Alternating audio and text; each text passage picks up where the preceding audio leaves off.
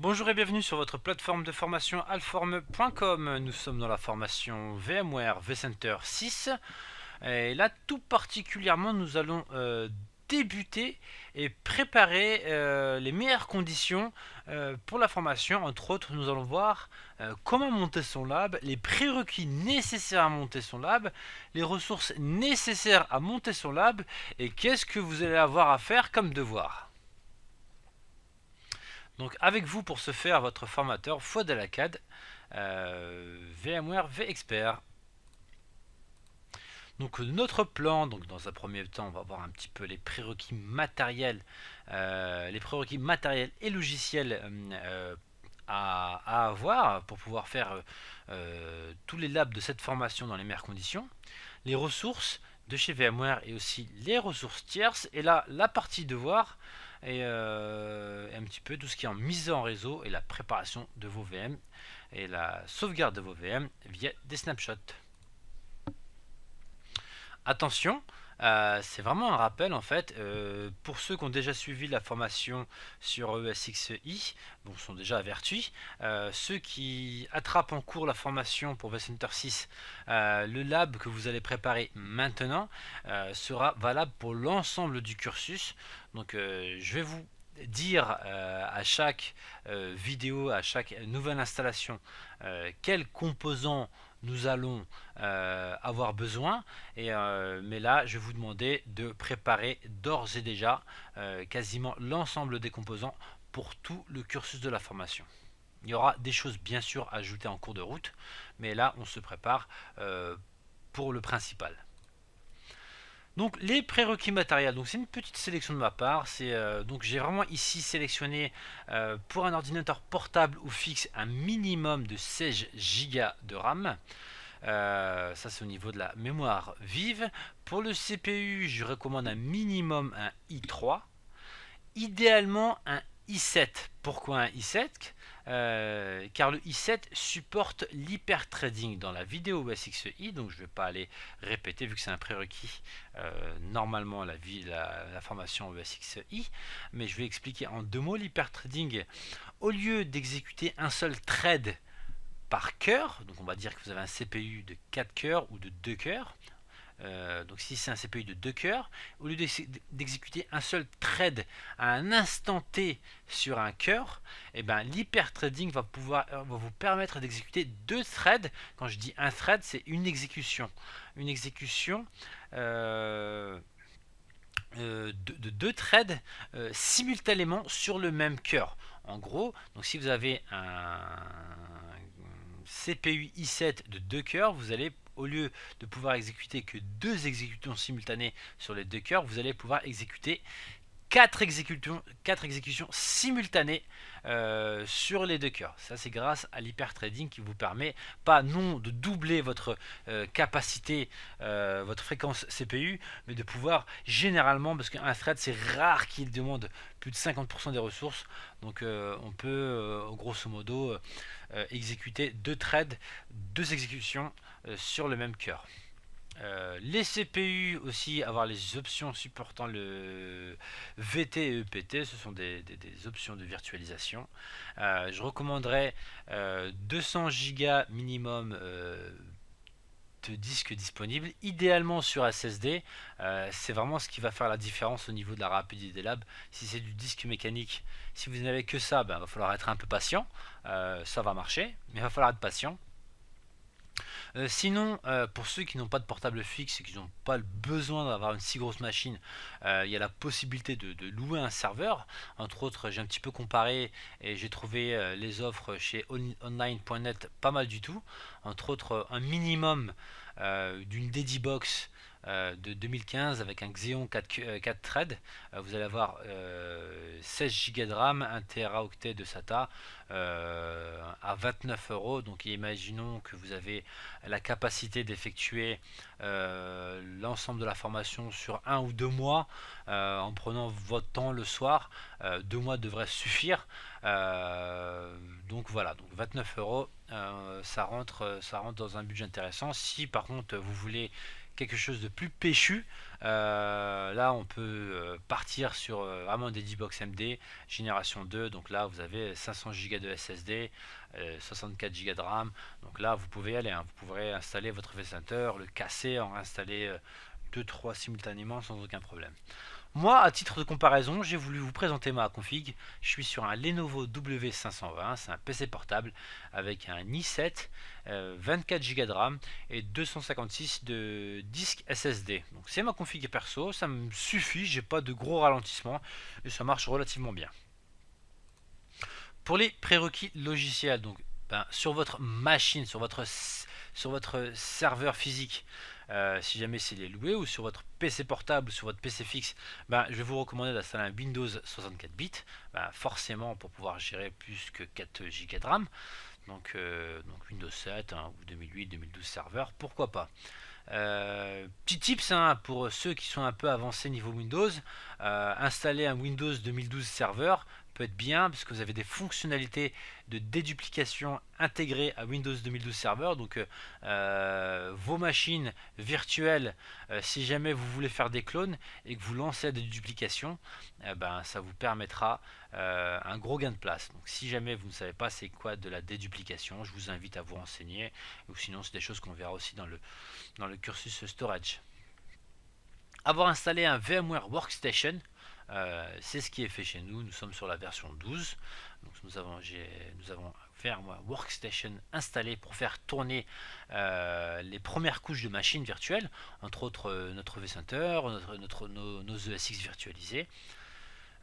Donc voilà. Avoir un compte sur vmware.com, donc créer un compte sur myvmware.com, entre autres sur vmware.com, vous faites comme si vous voulez simuler un téléchargement d'un vCenter. Vous allez pouvoir créer votre compte. J'ai dans la vidéo, dans le prérequis de la formation VMware ESXi, nous avons la démonstration de la création d'un compte. Nous avons plutôt de commencer à enregistrer un compte. Donc ça c'est traité dans ce point là aussi. Nous allons voir aussi, il vous faut aussi un gestionnaire d'archives, entre autres 7zip, sont des freeware, ou voire Isarc ou WinRAR, ou comme vous voulez, votre celui préféré marche très bien. En ressources VMware, donc là je vous ai mis les liens une fois que forcément vous avez votre compte pour pouvoir télécharger directement les ISO pour vCenter, pour ESX, et aussi le vSphere client qui nous sera utile. Donc on va jeter un œil ensemble. J'ai ouvert les liens de mon côté pour vous les présenter. Donc ici nous sommes sur vCenter. Donc ici je vous recommande de vous diriger vers la version de vCenter, la dernière version. Entre autres là nous sommes sur la vCenter 6 Update 1 patch B, sorti aujourd'hui même. Donc à télécharger. Vous prenez la dernière version. Je vais vous demander de télécharger aussi bien le module pour Windows, ici, en faisant télécharger maintenant, mais aussi bien l'appliance. Aussi, nous téléchargeons l'ISO. Faites bien attention, et pas le fichier zip. On va télécharger l'appliance, qui est l'appliance Linux, le bundle prépackagé pour vCenter. Donc je vais vous demander de télécharger ces deux choses-là. Pour le SX, pareil, on se cale sur la dernière mouture. Donc là, 6U2. Voilà. Donc on va se mettre sur VMware 6U2. On va télécharger l'ISO de VMware 6. Normalement, c'est déjà fait si jamais vous aviez fait la formation ESXi. Donc ça, bien à télécharger. Et aussi le VMware Client. Ici, vous le trouverez. À télécharger ici. Téléchargez-moi ces deux petites choses pour être prêt. Voilà, je renvoie ça de l'autre côté. Hop. Donc voilà, donc ça c'est pareil. Donc c'est une petite précision, ressources pour pas vous tromper. En plus vous avez la documentation qui précise la chose. Les ressources tiers, donc là nous allons opter pour faire quelques tests. Hop, je suis reparti en arrière. Une version de l'Ubuntu, c'est une version Ubuntu allégée et simplifiée. C'est pour ceux qui ne sont pas très à l'aise avec Linux. pas très à l'aise avec Linux, donc là je vais vous recommander d'installer une Lubuntu. C'est relativement léger, ça tourne sur 5, moins de 500, ça tourne à peu près sur 512 mégas de RAM. Ça consomme pas beaucoup de place, donc ça c'est facile à installer et c'est pas très gourmand. Pour ceux qui sont plus avancés en Linux, ça par contre je vous le recommande. Installer un Smeldom Linux, la SDL. C'est une version de Linux très très légère. Vraiment, elle tourne sur 128 mégas de RAM, voire 200, allez, maximum 256 mégas de RAM. C'est vraiment très petit, ça tient sur 200 mégas de données, alors que la Lubuntu tourne sur 1 giga. Et parce que c'est très très léger, et généralement nos tests seront des pings juste pour voir l'interface, pour pouvoir voir que nos VM fonctionnent bien. On va les pinguer pour voir que ça fonctionne bien. Donc il suffit juste de la mettre sur les réseaux et qu'elle réponde bien. Mais attention, c'est une version de Linux un peu plus avancée, c'est pour les personnes un peu plus avancées, c'est un peu plus péchu à paramétrer. Donc je vous invite à aller voir les tutos pour pouvoir configurer. Si vous êtes un petit peu à l'aise avec Linux, je vous invite à passer à Smeldom Linux. C'est très rapide, c'est plutôt très léger à installer, à dupliquer. Pour pouvoir faire ces tests, ça vous prendra que très peu de place niveau RAM et niveau disque, c'est pas plus mal. Bon, sinon, ce cas-là, bah, on fera avec l'Ubuntu. Donc voilà. Et sinon, à télécharger dans l'Eval Center de Microsoft, je vous recommande, si jamais, je reviens, si jamais vous n'êtes pas du tout, si vous n'êtes pas du tout à l'aise avec Linux, trouvez-moi un CD de Windows XP, installez-le, et c'est juste pour faire des pings. Je répète encore une fois, donc un XP ça peut tourner avec 256 mégas de RAM, donc c'est juste pour faire des pings, on n'aura rien besoin d'installer dessus, c'est juste pour faire mettre des machines clientes. Mais normalement, on a vu dans la formation ESXi comment installer un OS Linux et comment installer ces Memory Tools. Donc ça ne devrait pas trop vous causer de problème. Mais si vraiment vous reprenez la formation en cours de route et que vous sentez pas à l'aise du tout, prenez un Windows XP, ce sera que pour du ping. Donc là, ce serait par contre là, pour les ressources Microsoft, c'est pour préparer les ressources, les installations de notre vCenter. Donc là, je vous demandais de télécharger Microsoft SQL Server 2014, Standard Edition, idéalement en version anglaise, mais aussi Microsoft Server 2012 R2 en version anglaise, car personnellement, j'ai eu des retours, j'ai eu quelques soucis avec des versions françaises lors entre d'une montée de version. Donc on essaie de passer un vCenter 5.1, c'est pas 5.1 version française vers un 5.5 français, ça nous a posé pas mal de problèmes et c'est passé tout seul qu'on est passé à un 5.5 anglais. Donc moi depuis j'ai pris l'habitude d'installer en anglais, surtout en prod, donc je vous invite à faire de même pour potentiellement éviter quelques erreurs qui sont rarement troubleshootables en plus. Donc voilà nos petits tours. Donc pour Smeldom Linux, c'est ici. Télécharger la dernière mouture, la 4.4.10. Le Tech Center, c'est ici. Il vous faudra un compte passeport, comme ils appellent ça, c'est Microsoft, pour télécharger. Donc créez-vous un compte. Je crois une adresse, si vous avez déjà une adresse Hotmail, MSN, suffira, ou Live devra suffire pour pouvoir vous y connecter et pour pouvoir télécharger les ISO en version d'essai, surtout qu'on a 180 jours pour installer, pour d'essai. Il y a même possibilité de recharger la période d'essai. Donc voilà. Donc ça c'est pour voir autre chose. Donc votre to-do list, elle est quand même assez chargée. Je vous invite à finir cette to-do list et ensuite passer aux vidéos suivantes et pas avant. Donc installez votre poste, entre autres avec un Windows 64 bits, puis installez votre VMware Workstation. Ensuite, normalement, dans les prérequis de formation, vous êtes plus ou moins à l'aise avec l'installation de Windows Server et entre autres et aussi à l'aise avec Active Directory. Si vous n'êtes pas à l'aise avec Active Directory, allez voir des tutos sur internet, c'est facile à installer, surtout que ça a été très simplifié. Très simplifié. Donc vous allez installer 3 machines s'il vous plaît. Une machine qui vous appelez Initial AD. Quand je dis Initial, par exemple moi c'est fouadelacad FE-AD. Entre autres nous appellerons pas FE-AD mais Alform-AD. Et une VM initial-vCenter. Je vais vous demander aussi une VM. Bon, là pour la formation qui vient, pour la vidéo qui vient tout après, il n'y a pas besoin d'avoir la troisième machine, mais je préfère vous la demander par avance d'installer une troisième machine, mais par contre appelez-la initial-sql. Normalement, je le préciserai dans le slide arrivé à la vidéo correspondante à l'installation. On devra utiliser le SQL. Mais là, si jamais vous êtes en plein dans les installations, n'hésitez pas à installer la troisième machine initial-SQL.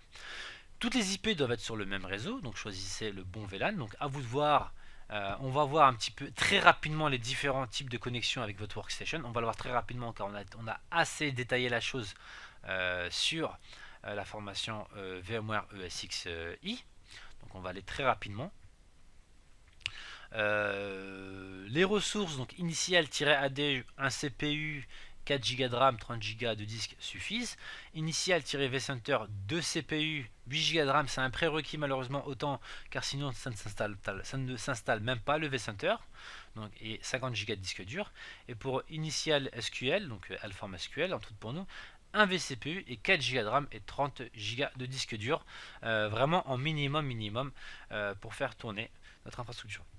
Même si on installe toutes ces machines, on ne les allumera pas toutes en même temps. Vraiment à bien retenir. C'est vraiment à chaque lab, je vais vous dire, allumez celle-ci, éteignez celle-ci, pour être le plus optimiste, le plus optimisé possible sur votre lab. Donc une fois installé un Active Directory, donc sur Initial Active Directory, deux noms de domaine, entre autres nous l'appelons alform.local, donc vous pouvez l'appeler vos initiales.local, le point local est important. Intégrer la machine vCenter alform-vCenter dans le domaine, donc ma machine va s'appeler alform-vcenter.alform.local, et désactiver le pare-feu sur toutes les machines Windows, bien important. Une fois aussi très important que vous avez installé votre Active Directory, forcément vous avez une zone, vous avez installé un serveur DNS qui est très important. Donc si jamais c'est pas aussi fait, normalement c'est fait avec, allez voir sur internet. Donc nous avons créé notre zone, donc, et peupler les entrées DNS correspondantes à vos différents éléments. Donc entre autres, nous allons mettre l'entrée DNS pour le vCenter, donc alform-vCenter avec son IP correspondant. Donc on a 192.168.199.50. Pareil pour SQL. Pas la peine de la mettre pour le alform-AD parce que c'est le serveur AD, donc c'est semp as parent folder, donc c'est lui en fait. Donc pas la peine de le mettre pour l'AD. Donc notre AD sera en .49, donc ce sera mon serveur DNS aussi. Ma machine SQL sera en .51, mon vCenter en .50, et je vous demanderai aussi d'installer deux ESX. Ça a été traité dans la prérequis de formation dans la formation ESXi précédente. Donc comment les installer? Allez vous y faire pour pouvoir les installer. Donc en .52 l'IP c'est en .53. Pour la mise en réseau, on va traiter très rapidement. En fait, pour moi, j'étais un petit peu obligé de repasser par là pour les personnes qui reprennent en cours de route, juste pour expliquer une spécificité à ma configuration à moi. La spécificité de ma configuration, je vais vous la montrer tout de suite. Hop, je mets mon workstation, c'est que toutes mes machines sont sous l'adaptateur host only ou custom 1, host only, c'est pareil. Regardez, toutes mes machines sont sous host only. C'est important de vous le préciser. Donc custom, donc ah non, là c'est pas bon, c'est pas le bon truc. Faudrait que je remodifie pour mon Active Directory. Je fais un edit. Normalement, hop, la première carte réseau, elle est en host only. Host only, donc on va aller voir très rapidement. On fait edit virtual network. Le host only, c'est qu'en fait, vos machines sont dans un réseau fermé de votre workstation. Ça veut dire que vos machines ne peuvent communiquer que entre elles.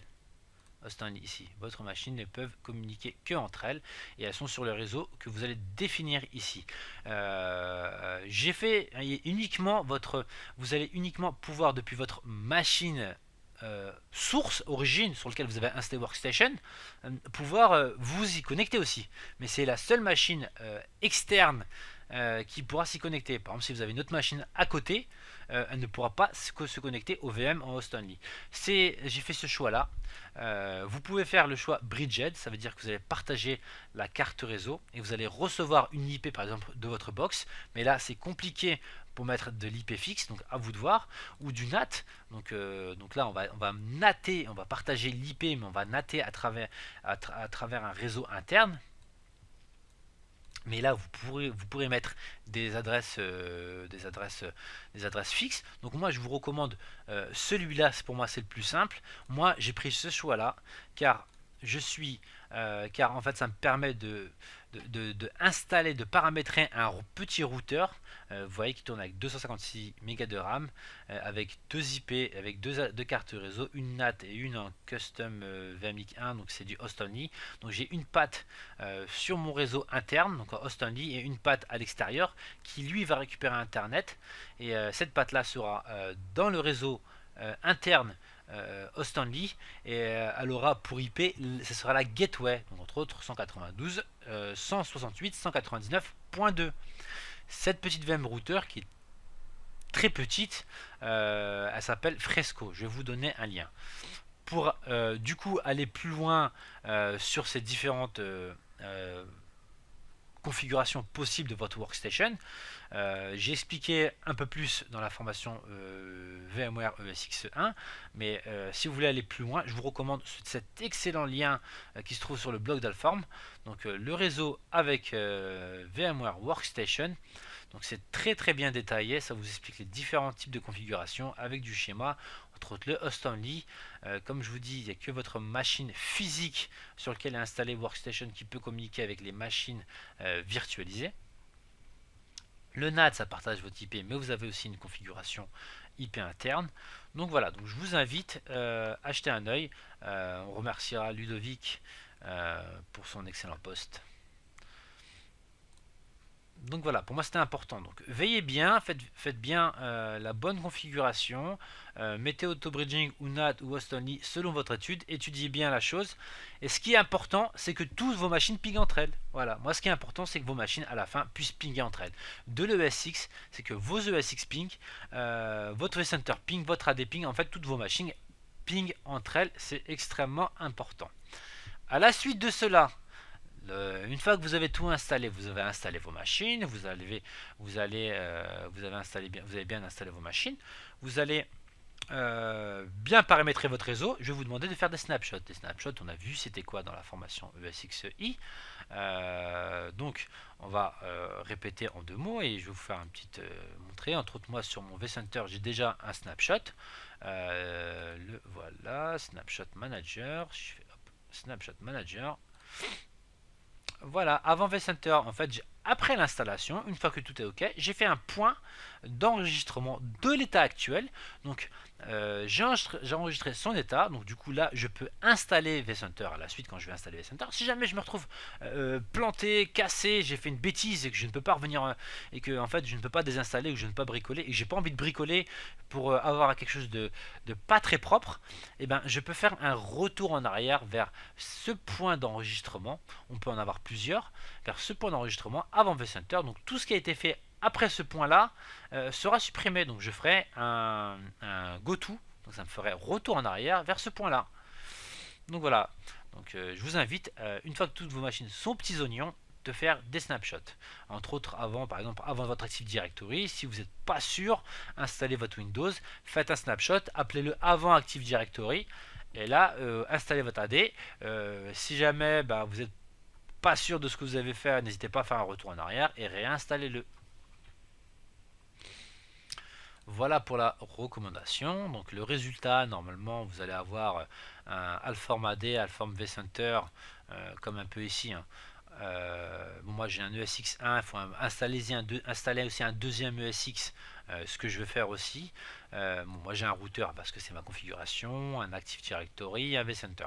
Toutes mes machines sont sur pause, c'est fait exprès car j'ai pas besoin de les faire tourner là, c'est juste pour une vidéo de présentation. Et comme vous pouvez voir, hein, donc niveau performance, je consomme très peu de RAM, que 3 Go de RAM. Ça me permet du coup de ne pas faire tourner mes machines virtuelles pour rien. Donc j'ai voulu aussi vous mettre mon petit lien sur la VM router Fresco, que j'ai trouvé vraiment top. Ça fait un petit bout de temps que j'utilise dans mes différents labs. Ça me permet de quoi? Ça me permet entre autres, si jamais demain j'ai mon lab chez moi qui marche très bien avec mon routeur, mais si demain je vais dans ma boîte et que j'ai envie de faire tourner mon lab dans ma société, qui lui est derrière, mon PC arrive à avoir internet, mais il est derrière un proxy, mes VM ne pourront pas s'identifier au proxy forcément car ils n'ont pas la ISA ou autre configuration. Donc du coup, il suffit que mon ESX via sa patte NAT récupère internet, mon ESX entre autres pour moi, mon PC qui fait tourner Workstation obtient internet via sa patte NAT, qui sera elle récupère internet, et du coup la deuxième patte qui sera host only, elle pourra fournir internet à l'interne de mon réseau de host only. Donc c'est pour ça que j'ai voulu faire ça, ça permet du coup de pouvoir balader mon lab et de m'affranchir des contraintes réseau qu'on peut m'imposer si je vais entre autres dans une entreprise ou autre. Donc si jamais vous êtes intéressé, je vous ai mis le petit lien entre Fresco. Il y a déjà un bundle tout fait, un OVA tout fait, prêt à déployer sur votre workstation. Les différentes infos sont ici pour vous. Vous allez déployer l'OVA. Il aura par défaut comme IP 192.168.1.1. Donc il faudra mettre votre PC avec 7 IPSI ou une VM avec 7 IPSI pour pouvoir vous y connecter sur le port 82. Vous allez vous y connecter via le portail web avec le username password admin autant pour moi et le mot de passe VMware si c'est pour du shell en route VMware, et vous allez configurer rapidement. Vous allez trouver quelques tutos si vous voulez sur internet sans aucun problème. Ce lien là c'est pour aussi c'est le même lien qui vous présentait le mode de configuration de votre réseau sous Workstation. Je vous ai donné pas mal de choses à préparer, donc je pense que là vous avez quelques heures de boulot devant vous pour pouvoir préparer votre lab. Je vous invite à le faire dès maintenant. Comme ça on est tranquille, comme ça quand on va commencer à avancer sur les différentes formations, ça va défiler tout seul. Donc ce qu'on a vu, on a couvert les prérequis matériels, les prérequis logiciels, les ressources VMware, les ressources tierces, aussi les 2-3 tips que je vous ai donnés, entre autres la mise en réseau, les snapshots, un petit peu le résultat. Donc ça c'est des petits tips que je vous avais donnés. Donc je vous laisse finir vos devoirs et on se retrouve tout de suite.